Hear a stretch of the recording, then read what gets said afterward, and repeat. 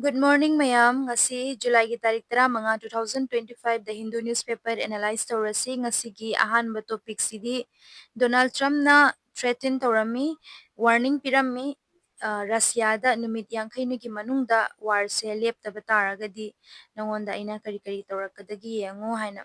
adagi matangdani next sina the two state reality we see today. Israel ga Palestinian gi marakta two state solution nahan mo putokibado adugi reality dugi matangda irakpani. Abdullah M Abu Sawes mase ambassador ni state of Palestinian state ke ambassador ne ba India da leba mahakna irakpani. So next ina India China must move forward. India ga China ga namakti di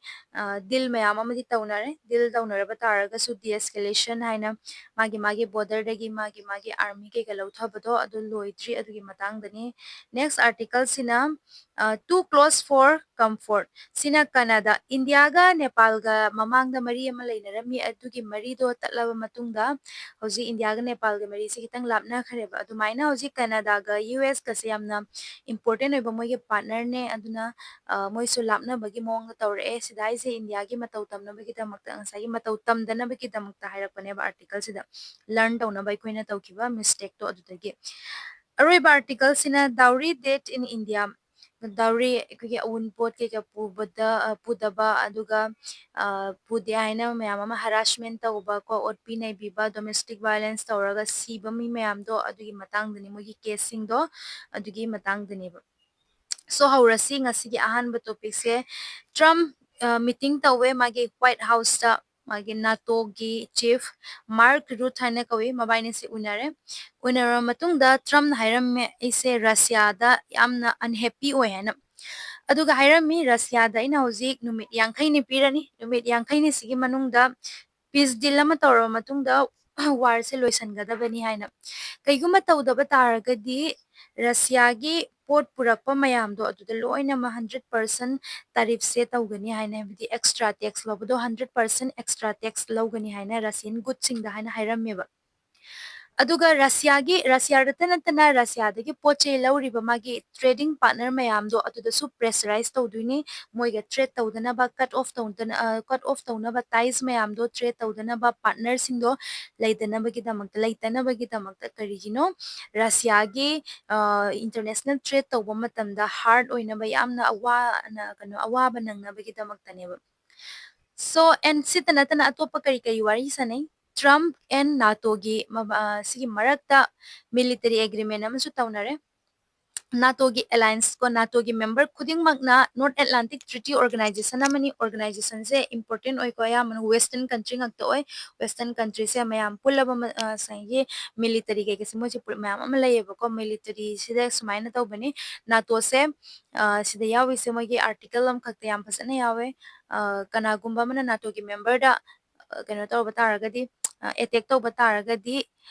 asagi NATO hairiba country se NATO hairiba organization se sida yauriba country khuding makta attack to baga chap mane hana lawduine ba sa ya organization amane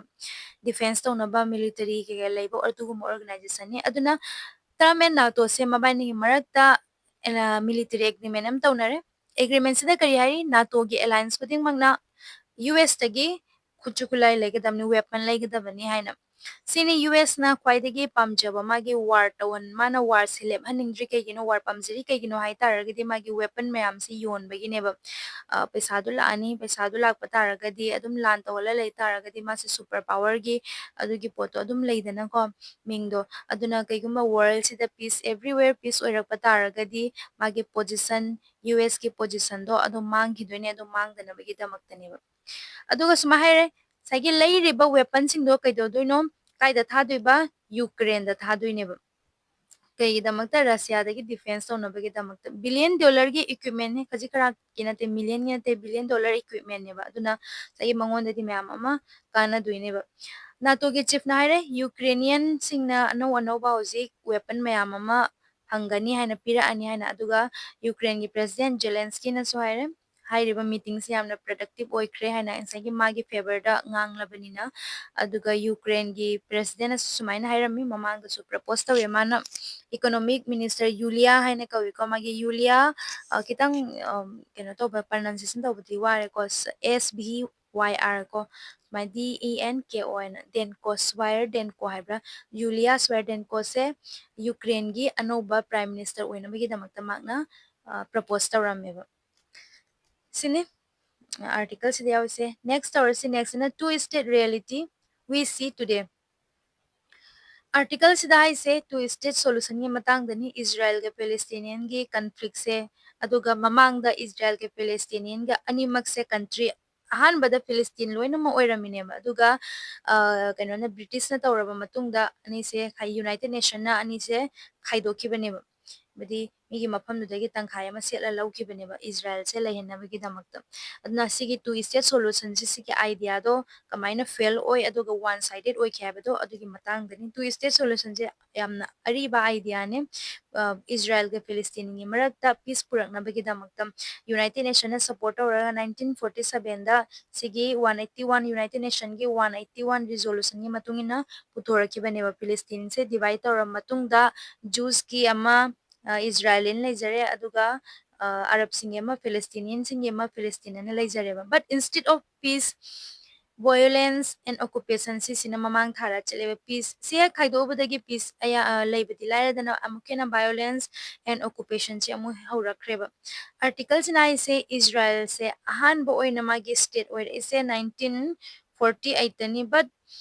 Permanent Toragumon state oikrino Palestinian singbu force ta mafam dege tanto wa matung da moise kano independence oikibani hana hareba 78% Palestinian gi mafam land se moine lawsan gibani aduga Palestinian jinse nampu da mafam dudagi thoaga displace da hon kibani aduga 22% land li hori base asisida West Bank yaure Gaza East Jerusalem siso hoji hoji kanan occupy toragale Israel na occupy toragale Jewish ki nasagi military mogi religious law amadi Israel military power na mafam sida rule tawraga layeba aduna hauji hauji two state solution gi reality se kaino haiba matamda amana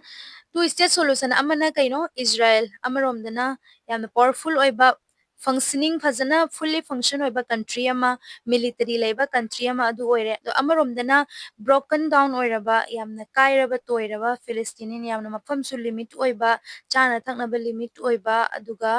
mafam sida military su leitaba kaim leitaba aduga mafam ama oireba aduna people say sai government gi military leite habini ko tonga na mogi Hamas kai ke dilai sare adu government gi oina mogi state ki oina leite haba aduna people say kanana control tawina mafam amagi su Israel na control tawi right pi de aduga Israel na dominate oraga leiba mafam mayam da law mayam ama sema ko mayam so amata Palestinian singi right piram deba aduna Israel ki action sida criticize tawraga sina mayam ama ngang namme Israel na pastor law mayam se Jew sing the right pi Palestinian sing the right pi de haina aduga Palestinian gi lamda hoji hoji su illegal settlement sing se sembal loidri haina Palestinian jinse hojiksu treat tawbireba moise leitaba dumaina dedi hui hodong dumaina kang dumaina aduna US ki ambassador na su adum mamang su haire asagi Palestinian haise kaino ikoi di khang de gaina dumaina sai kaim leitaba dumaina duma hairameba sina takpadi internationally oina ikoi gi leiriba organization leiriba United Nations si mayam se fair oina haibani Israel sida unconditionally support tawe even though 16,500 sanction Russia da pirine ba ko Ukraine di ong kano na so back tawrine US na so back tawra matung da kusukulai hare am leirine Russia ga sumla papa na ba matam da yamna sokpa nateba adubu is kano da di Palestinian da di adugi kudong chaba su laiba nate adu phaw bata sagi Russia da 16,500 sanction pirine aduga Palestinian sing 54,000 halaiba mayam se asi phaw bada Israel da hoji phaw sanction ama phaw piram deba economic sanction oisunu embargoes and military occupation tu yam toriba mayam se amata leiram deba Oslo Accord haina mamang da matauki 1990 da Palestinian singna phare aikoi 22% len se asida choi koi lejarage peacefully haina compromise ni ko yam chawba compromise ni moi sacrifice mayam masa masa gi lamdo tawjaramne adugi matungda pawba saigi tumina laihandamne respect tawdabne moi gi Oslo Accord sisu at the crossroad important points ina sai author sinai se either hoji world sinai se kanogi two state solution se hoji phajana lairo or natragana hairiba violence or suffering se asise tokho haibaneba adubo animaksu yaramde hoji kaino fully occupied tawraga loina mak two state solution thado kra one state khatang laibagi mongda laeba aduna prithvi gi lairiba mi mayam se sinasu Israel da hoji international law dagi mathakta lai haina khanbi basi tokthok piro hai aduga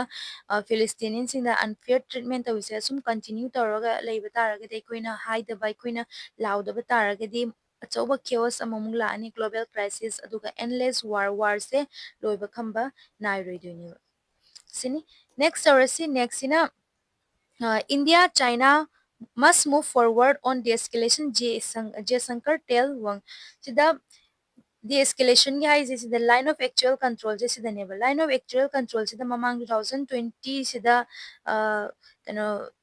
India gi ga China gi ga magi lan mi meyam ama sida sokna khotna dana mi meyam ama sina gi ba yaweba adu matam du da sida India dagi su mi meyam ama force mayam ama sida deploy tawki China dagi su deploy tawke ba adu gi mayam no de-escalate tawna bagi damakta wari shanarame India and China tension lay line of actual control da Galwan Valley class tawkibido adugi mafam du da tro this engagement gi mayam ama wari sanaba taraga su soldier mayam ama kauna kauthoknabado India na India kauthokpa China na China kauthokpado adu tawdriba aduna India gi external affairs minister S J Shankar naira mi Chinese ki foreign minister Wang Yin sida Beijing da ma chatli ni ko aikogi external affairs minister S J Shankar chatle adugi matungda haira me both country ani maksu de-escalation tawna begi damakta hoji hotnarasi haina ahanwa visit ni 2019 da visit tawra matungda 2025 ta hoji visit tawrineba aduga positive development amadi tension mayam je sigi matang no wari sanarami tension se reduce tawge haiba taraga di mafam sidagi deployment tawba darkar tagani haira de escalation se LSC sidagi aduna aikoina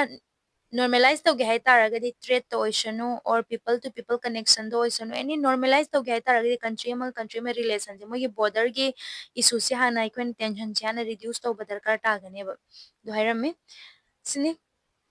next orasi next ina too close for comfort close sina Canada gi matang dani July gi tarik tara US President Donald Trump ne announce tawe 35% tariff Canadian goods me am zaina sige mamang da 2022 da gi ai tare Canada na US dagi putsanba pot am khakta sumaina digital service tax aina DST ama taweba si digital service tax se US ki poto da 3% tawba the US na saudana ngasai 3% se lawtho ona tragadi akoina tarif acho acho bunoi su thammani haina ado 3% se lawtho pa taraga su lawtho kramne lawtho pa taraga su 35% tarif se adum tawraga leiramme ba sina ngasai US na hingi se Canada ga US kadi yamna allies naknaba friend ni haitare adu phawba yengdabaneba India dadi karmaini yengaktoino so Canada na hope to ise kaino ay matamda July gi tarik 13 sida hoji Canadian Prime Minister magi representatives Mark Carney and Trump at G7 meeting se sida unadoini unara matunga sigi matanga wari shanagani hana dumaina hairami sida magi tarif mayam se reduce to honna bagi matanga sini Canada gi position se kaino mabaine se amna largest trading partner ni but Trump na tawise kaino sai gi Canada gi border da gi drug mayam ama lai ai country da aduga Canada ga ikoi ga trade tawna ba matam da ikoi da gi Canada na 63% ikoi da pot billion se dollar se ikoi da pot pusalak pani heli surplus ta lai habne ba Canada na hena ikoi da pot yon chala ikoi na hena lai bane hele ikoi da gi dimone yamna lai de na adumaina tawbane ba aduna trade tariff se mayam wangan ba taragadi moi support tu yam pusalaroi aikogi mi myam sine laibiraroi aduduna ngasai surplus to tawise surplus lairoi hena adumaina magi cox adu sanarakone ba aduna magi sigumba unpredictable behavior se sisina US ki friend mayam do European Union kai dore haji US tagi lapna chen ba hore aduga adumaina Canada sisu kai dore magi anuwa trading partner thi ba hore ba masana so Canada kai dore magi PM ꯀꯅꯥꯗꯥꯒꯤ PM Prime Minister ꯍꯥꯏꯔꯦ ꯃꯥꯅꯁꯨ ꯀꯩꯗꯧꯔꯦ already post ꯇꯧꯔꯛꯈ꯭ꯔꯕꯅꯦꯕ ꯍꯧꯖꯤꯛ ꯀꯅꯥꯗꯥꯒꯤ partner ꯑꯅꯧꯕ ꯑꯃ ꯗꯔꯀꯥꯔ ꯇꯥꯏ reliable economic partner ꯑꯩꯈꯣꯏꯅ ꯌꯦꯡꯉꯦ ꯍꯥꯏꯅ ꯑꯗꯨꯗ ꯆꯪꯕ ꯗꯔꯀꯥꯔ ꯇꯥꯔꯛꯑꯦ ꯍꯥꯏꯅ ꯁꯤꯃꯤꯂꯔ ꯁ꯭ꯇꯣꯔꯤ ꯁꯤꯗ ꯍꯧꯖꯤꯛ ꯏꯟꯗꯤꯌꯥꯒ ꯅꯦꯄꯥꯜꯒꯁꯨ ꯑꯗꯨꯃꯥꯏꯅ ꯇꯧꯔꯝꯃꯦ ꯏꯟꯗꯤꯌꯥꯒ ꯅꯦꯄꯥꯜꯒꯁꯦ ꯏꯟꯗꯤꯌꯥꯅ ꯀꯩꯗꯧꯋꯦ ꯆꯍꯤ 10 ꯃꯃꯥꯡꯒꯤ ꯋꯥꯔꯤꯅꯤ ꯏꯟꯗꯤꯌꯥꯒꯤ ꯂꯦꯟ ꯄꯣꯔꯠꯁ ꯊꯤꯡꯖꯜꯂꯦꯕ ꯀꯅꯥꯗꯥꯒꯤ ꯑꯅꯧꯕ ꯁꯣꯔꯤ ꯅꯦꯄꯥꯜꯒꯤ ꯑꯅꯧꯕ ꯀꯟꯁꯇꯤꯇ꯭ꯌꯨꯁꯟꯁꯤꯒꯤ ꯃꯇꯨꯡ ꯏꯟꯅ which said ignore the Madishi minority haina ethnic group with ties to India India gi Madishi group se asise moina respect tawraktabdi kedar moina India na hare koi sawe hi port ke ke loin thingjalani na koi yaro noi sigi chetre tawhalaro na aduda kaidawre Canada gi economy se cripple tawre India gi port moidi depend tawra matungda Kolkata da Visakhapatnam da pochai loin puri neba aduna Nepal se kaidawre mogi fuel medicine shortage si mayam se loina ma awara pa leire GDP crash oire from 3.3% sidagi 0.2% sumaina handarakna 2015 dagina 16 ꯐꯥꯎ ꯌꯧꯕ ꯃꯇꯝꯗ ꯑꯗꯨꯒꯤ ꯃꯇꯤꯛ ꯑꯋꯥꯕ ꯇꯥꯔꯦꯕ ꯑꯗꯨꯗꯒꯤ ꯇꯧꯔꯦ ꯅꯦꯄꯥꯜꯅ ꯁꯤꯗꯤ ꯌꯥꯔꯣꯏꯗꯣꯔꯤ ꯍꯥꯏꯅ ꯀꯔꯣꯝ ꯆꯠꯈ꯭ꯔꯦ ꯆꯥꯏꯅꯥꯒꯤ ꯕꯦꯜꯠ ꯑꯦꯟ ꯔꯣꯗ ꯏꯅꯤꯁꯤꯌꯦꯇꯤꯚ 2017 ꯁꯦ ꯖꯣꯏꯟ ꯇꯧꯈ꯭ꯔꯕꯅꯦꯕ ꯀꯅꯥꯗꯥ ꯀꯩꯅꯣꯅꯁꯤꯅ ꯅꯦꯄꯥꯜꯁꯤꯅ ꯑꯗꯒꯤꯗꯤ ꯆꯥꯏꯅꯥꯗꯒꯤ ꯍꯦꯜꯞ ꯃꯌꯥꯝ ꯑꯃ ꯂꯧꯔꯦ ꯑꯗꯨꯒ ꯅꯦꯄꯥꯜ ꯍꯧꯖꯤꯛ ꯏꯟꯐ꯭ꯔꯥꯁꯇ꯭ꯔꯛꯆꯔ ꯀꯩꯀꯥ ꯕꯤꯜ ꯇꯧꯗꯅ ꯆꯥꯏꯅꯥꯒ ꯌꯥꯅꯗꯅ ꯍꯧꯖꯤꯛ ꯀꯩꯗꯧꯔꯦ ꯏꯟꯗꯤꯌꯥꯒ ꯅꯦꯄꯥꯜꯒꯁꯨ ꯃꯔꯛꯇ ꯌꯥꯝꯅ ꯏꯁꯨ ꯃꯌꯥꯝ ꯑꯃ ꯆꯥꯎꯅꯔꯨꯔꯕꯅꯦꯕ ꯁꯤ ꯃꯌꯥꯝꯁꯤꯒꯤ ꯔꯤꯖꯟꯁꯤꯅꯅꯦꯕ ꯑꯗꯨꯃꯥꯏꯅ ꯁꯤꯒꯤ ꯁ꯭ꯇꯣꯔꯤꯁꯤ ꯃꯣꯔꯦꯜ ꯑꯣꯐ ꯁ꯭ꯇꯣꯔꯤ ꯀꯩꯅꯣ ꯍꯥꯏꯇꯥꯔꯒꯗꯤ ꯌꯨꯑꯦꯁꯅ ꯍꯧꯖꯤꯛ ꯏꯟꯗꯤꯌꯥꯒꯤ ꯄꯥꯁꯇꯒꯤ ꯂꯔꯟ ꯇꯧꯕ ꯑꯃ ꯗꯔꯀꯥꯔ ꯇꯥꯏ ꯏꯟꯗꯤꯌꯥꯅ ꯉꯁꯥꯏꯒꯤ